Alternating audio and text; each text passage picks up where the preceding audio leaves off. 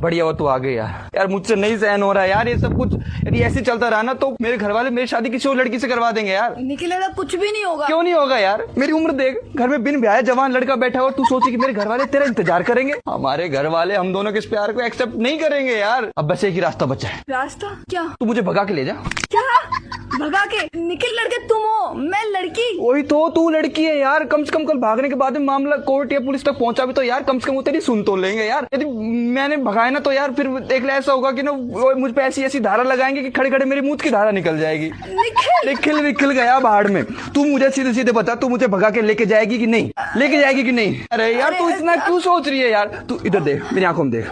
मुझसे प्यार करती है ना? करती है ना? हाँ करती हूँ। तो मुझे भगा के ले जाना यार। ये दुनिया इस जमाने से कहीं बहुत दूर ले जाना मुझे यार। ले जाएगी ना? ले जाएगी ना? हाँ ले जाओ। ले जाएगी ना? हाँ।